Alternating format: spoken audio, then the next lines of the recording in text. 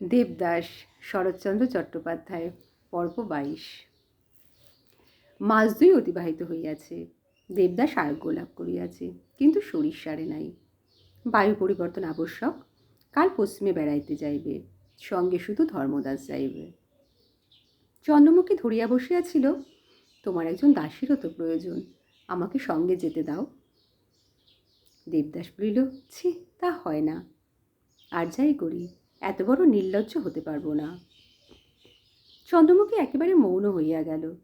সে অবুঝ নয়, তাই সহজেই বুঝিল। আর যাহাই হোক, এই জগতে তাহার সম্মান নাই। তাহার সংস্পর্শে দেবদাস সুখ পাইবে, সেবা পাইবে, কিন্তু কখনো সম্মান পাইবে না। চোখ মুছিয়া কহিল, আবার কবে দেখা পাব? দেবদাস কহিল, বলতে পারি নে, তবে বেঁচে থাকতে তোমাকে কোনোদিনও ভুলব না। তোমাকে দেখবার তৃষ্ণা আমার কখনো মিটবে না। প্রণাম করিয়া চন্দ্রমুখী সরিয়া দাঁড়াইল। চুপি চুপি বলিল, এই আমার যথেষ্ট, এর বেশি আশা করি নে।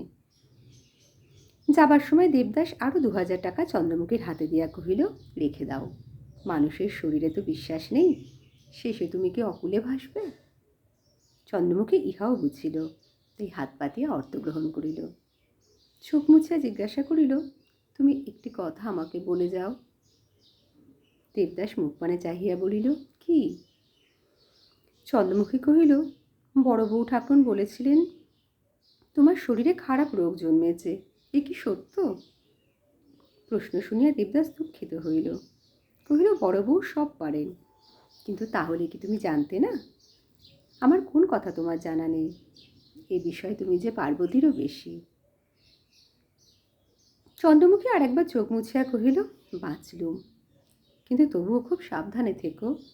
তোমার শরীর একে মন্দ, তার উপর দেখো কোনোদিন ভুল করে বসো না। প্রত্যুত্তরে দেবদাস শুধু হাসিল, কথা কহিল না। চন্দ্রমুখী কহিল, আর একটি ভিক্ষে, দেহ এতটুকু খারাপ হলেই আমাকে খবর দেবে বলো। দেবদাস তাহার মুখপানে চাহিয়া ঘাড় নাড়িয়া বলিল, দেব বই কি বউ। আর একবার প্রণাম করিয়া চন্দ্রমুখী কাঁদিয়া কক্ষান্তরে পলাইয়া গেল।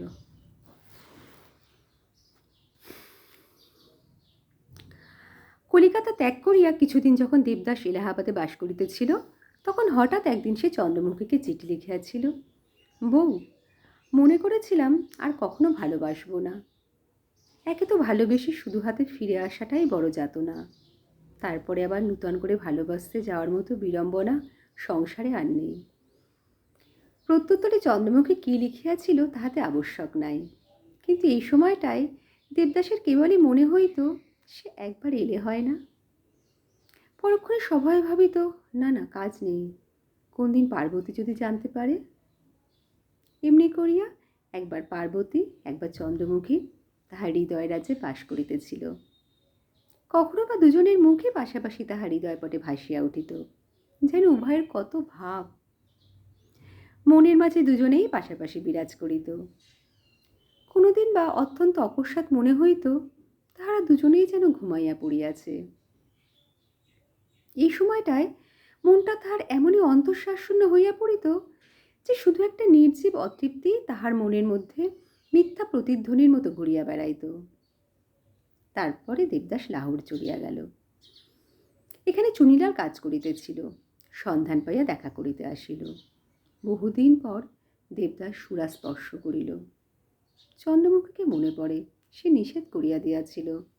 মনে হয় তার কত বুদ্ধি, সে কত শান্ত ধীর, আর তার কত স্নেহ। পার্বতী এখন ঘুমাইয়া পড়িয়াছিল। শুধু নির্বাণ উন্মুখ দীপশিখার মতো কখনো কখনো জ্বলিয়া জ্বলিয়া উঠিত। কিন্তু এখানকার জলবায়ু তাহার সহিল না। মাঝে মাঝে অসুখ হয়, পেটের কাছে আবার যেন ব্যথা বোধ হয়। ধর্মদাস একদিন কাঁদো কাঁদো হইয়া কহিল, দেবতা, তোমার শরীর আবার খারাপ হচ্ছে, আর কোথাও চলো। দেবদাস অন্যমনস্কভাবে জবাব দিল, চল যাই। দেবদাস প্রায় বাসাতে মদ খায় না। চুনিলাল আসিলে কোনো দিন খায়, কোনো দিন বাহির হইয়া চলিয়া যায়। রাত্রি শেষে বাটি ফিরিয়া আসে, কোনো রাত্রি বা একেবারেই আসে না। আজ 2 দিন হইতে হঠাৎ তাহার দেখা নাই। কাঁদিয়া ধর্মদাস অন্নজল স্পর্শ করিল না। তৃতীয় দিনে দেবদাস জল লইয়া বাটি ফিরিয়া আসিল। শয্যা লইল, আর উঠিতে পারিল না। ৩-৪ জন ডাক্তার আসিয়া চিকিৎসা করিতে লাগিল। ধর্মদাস কহিল, দেবতা, কাশিতে মাকে খবর দিই। দেবদাস তাড়াতাড়ি বাধা দিয়া কহিয়া উঠিল, ছি ছি, মাকে কি এই মুখ দেখাতে পারি? ধর্মদাস প্রতিবাদ করিল, রোগ শোক সকলেরই আছে, কিন্তু তাই বলে কি এত বড় বিপদের দিনে মাকে লুকানো যায়? তোমার কোনো লজ্জা নেই। দেবতা, কাশিতে চলো। দেবদাস মুখ ফিরিয়া কহিল, না ধর্মদাস, এ সময় তার কাছে যেতে পারবো না, ভালো হই তারপরে। ধর্মদাস একবার মনে করিল চন্দ্রমুখের উল্লেখ করে, কিন্তু নিজে তাহাকে এত ঘৃণা করিত যে তাহার মুখ মনে পড়িবা মাত্রই চুপ করিয়া রহিল। দেবদাস নিজেও অনেকবার একথা মনে হইত, দেবদাসের নিজেরও অনেকবার একথা মনে হইত, কিন্তু কোনো কথা বলিতে ইচ্ছা করিত না। সুতরাং কেহই আসিল না। তারপর অনেক দিনে সে ধীরে ধীরে আরোগ্য হইতে লাগিল। একদিন সে উঠিয়া বসিয়া বলিল, চল ধর্মদাস, এবার আর কোথাও যাই। আর কোথাও গিয়ে কাজ নেই ভাই, হয় বাড়ি চলো, না হয় মায়ের কাছে চলো। জিনিসপত্র বাঁধিয়া চুনিলালের নিকট বিদায় লইয়া দেবদাস আবার এলাহাবাদে আসিয়া উপস্থিত হইল। শরীরটা অনেকটা ভালো। কিছুদিন থাকিবার পর একদিন দেবদাস কহিল, ধর্ম, কোনো নতুন জায়গায় গেলে হয় না? কখনো মুম্বাই দেখিনি, যাবে? আগ্রহ দেখিয়া অনিচ্ছা সত্ত্বেও ধর্মদাস মত দিল। সময়টা জ্যৈষ্ঠ মাস, মুম্বাই শহর তেমন গরম নয়। এখানে আসা দেবদাস অনেকটা সারিয়া উঠিল। ধর্মদাস জিজ্ঞাসা করিল, এখন বাড়ি গেলে হয় না?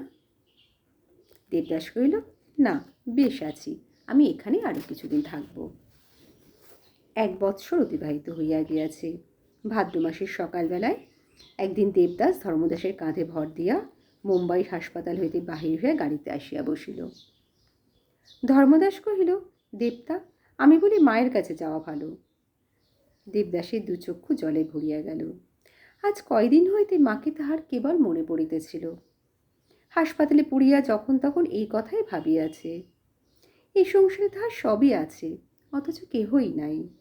তাহার মা আছেন, বড় ভাই আছেন, ভগিনীর অধিক পার্বতী আছে, চন্দ্রমুখীও আছে, তাহার সবই আছে, কিন্তু সে আর কাহারও নাই। ধর্মদাসও কাঁদিতেছিল। কহিল, তাহলে দাদা, মায়ের কাছে যাওয়াই স্থির?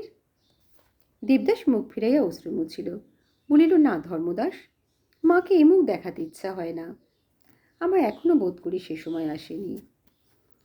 বৃদ্ধ ধর্মদাস হাউ হাউ করিয়া কাঁদিয়া কহিল, দাদা, এখনো যে মা বেঁচে আছেন। কথাটায় কতখানি যে প্রকাশ করিল তাহা অন্তরে উভয়ই অনুভব করিল। দেবদাসের অবস্থা অত্যন্ত মন্দ হইয়াছে। সমস্ত পেট প্লীহা লিভারে পরিপূর্ণ, তাহার উপর জ্বর, কাশি, রং গাঢ় কৃষ্ণবর্ণ, দেহ অস্থি চর্মসার। চোখ একেবারে ঢুকিয়া গিয়াছে, শুধু একটা অস্বাভাবিক উজ্জ্বলতায় চকচক করিতেছে। মাথায় চুল রুক্ষ ও রিজু, চেষ্টা করিলে বোধহয় গুনিতে পারা যায়। হাতের আঙুলগুলার পানে চাহিলে ঘৃণা বোধ হয়, একই শীর্ণ, তাহাতে আবার কুৎসিত ব্যাধির দাগে দুষ্ট। স্টেশনে আসিয়া জিজ্ঞাসা করিল, কোথাকার টিকিট কিনব দেবতা? দেবদাস ভাবিয়া চিন্তিয়া কহিল, চল বাড়ি যাই, তারপর সব হবে। গাড়ির সময় হইলে তারা হুগলির টিকিট কিনিয়া চাপিয়া বসিল। ধর্মদাস দেবদাসের নিকটেই রহিল। সন্ধ্যার পূর্বে দেবদাসের চোখ জ্বালা করিয়া আবার জ্বর আসিল। ধর্মদাসকে ডাকিয়া কহিল, ধর্মদাস, আজ মনে হচ্ছে বাড়ি পৌঁছানো হয়তো কঠিন হবে। ধর্মদাস সভয়ে কহিল, কেন দাদা? দেবদাস হাসিবার চেষ্টা করিয়া শুধু বলিল, আবার যে জ্বর হলো ধর্মদাস। কাশীর পথ যখন পার হইয়া গেল, দেবদাস তখন জ্বরে অচেতন। পাটনার কাছাকাছি তাহার হুঁশ হইল। কহিল, তাই তো ধর্মদাস, মায়ের কাছে যাওয়া সত্যিই আর ঘটল না। ধর্মদাস কহিল, চলো দাদা, আমরা পাটনায় নেমে গিয়ে ডাক্তার দেখাই। উত্তরে দেবদাস বলিল, না থাক, আমরা বাড়ি যাই, চল। গাড়ি যখন পান্ডুয়া স্টেশনে এসে উপস্থিত হইল, তখন ভোর হইতেছে। সারা রাত্রি বৃষ্টি হইয়াছিল, এখন থামিয়াছে। দেবদাস উঠিয়া দাঁড়াইল। নিচে ধর্মদাস নিদ্রিত। ধীরে ধীরে একবার তাহার ললাট স্পর্শ করিল। লজ্জায় তাহাকে জাগাইতে পারিল না। তারপর দ্বার খুলিয়া আস্তে আস্তে বাহির হইয়া পড়িল। গাড়ি সুপ্ত ধর্মদাসকে লইয়া চলিয়া গেল। কাঁপিতে কাঁপিতে দেবদাস স্টেশনের বাহিরে আসিল। একজন ঘোড়ার গাড়ির গাড়োয়ানকে ডাকিয়া বলিল, বাপু, হাতিপোতায় নিয়ে যেতে পারবে? সে একবার মুখ পানে চাহিল, একবার এদিক ওদিক চাহিল, তাহার পর কহিল, না বাবু, রাস্তা ভালো নয়, ঘোড়ার গাড়ি এই বর্ষায় ওখানে যেতে পারবে না। দেবদাস উদ্বিগ্ন হইয়া প্রশ্ন করিল, পালকি পাওয়া যায়? গাড়োয়ান বলিল, না। আশঙ্কায় দেবদাস বসিয়া পড়িল, তবে কি যাওয়া হবে না?